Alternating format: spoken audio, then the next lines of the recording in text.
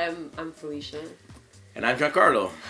And it's Welcome back after a month off. We've been a little not here for a month. Yeah. I think we needed a bit of a.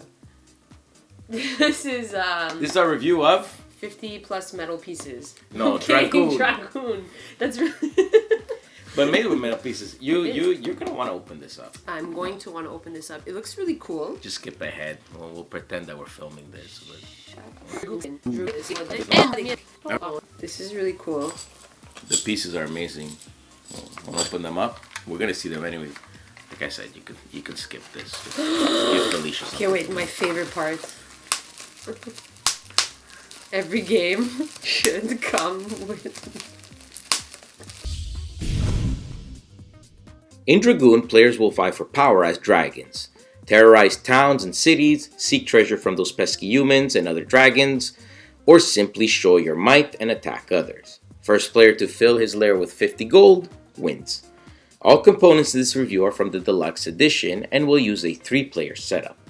Place the main cloth in the middle with the dice bag scoreboard to the side. Each player will choose a color, collect their pieces, and place their dragon's head on the 0 of the scoreboard, along with the human skull. You'll also place their cave with their dragon pawn on it as such on the map. You may give each player a reference card as well. Shuffle the decks of cards, and deal 3 to each player. Roll the dice, and the player with the highest number will be the first player. Stack the tiles black side up, and you're ready to play. Each round has 3 phases. Populate, action, and tribute. To populate, a player will roll both dice and fill the board with components. They'll do this the number of times equal to the number of players plus 1. For each roll, they'll look at the coordinates on the map and either place a town tile, black side up, if empty, a city tile, red side up, if a town is there, or place a thief's treasure if it lands on a city or cave. When population is done, we go on to the actions. The active player must do 3 actions. You may do any of the following, conveniently listed on the reference card, and repeat any as long as he has action points to do so. The following is a list of actions costing 1 point. He may move 1 space orthogonally, claim a population if he's on a village or city tile by placing one of his totem there, destroy a population by removing the tile on the space he's on to immediately claim 2 gold or points for a village or 4 golds for cities, steal another player's loot if standing in the victim's cave. You'll roll a die and collect that much. Don't forget to remove scores from the other player.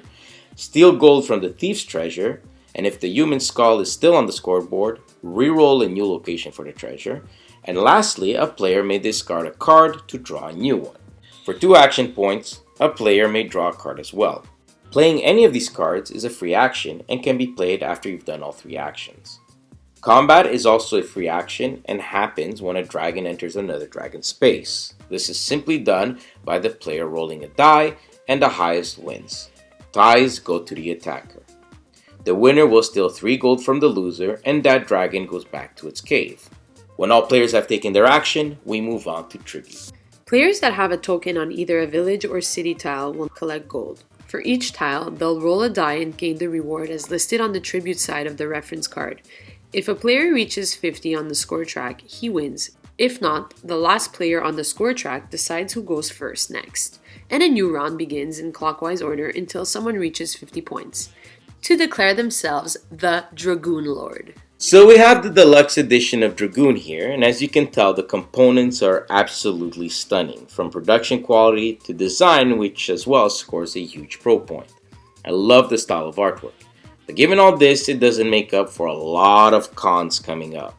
First and foremost, the game plays you as opposed to you playing it. Where the tiles will go, cards drawn, and dice rolled can all favor one player. It's all heavily dependent on luck. There is very little mitigation as well. Drawing cards will also dictate how you play your game and strategy. I put that word in quotations. Your strategy or tactics simply comes from what the game blatantly dictates. One of the most significant decisions you'll make is as the last player deciding who goes first next round. That's it. Good news is the game does move along at a quick pace and ramps up to its finality pretty fast. But once done, there's simply no replay value to this game. It's simply a nice packaged marketing of a game called Move, roll, and draw cards and be simply luckier than the other player. The theme itself is very quickly lost, but I will grant it a half pro point because it was there initially. But unfortunately, none of the great design, components, or theme can keep Dragoon flying high. A totally missed opportunity. Dragoon scores a dismal 3.5 out of 10.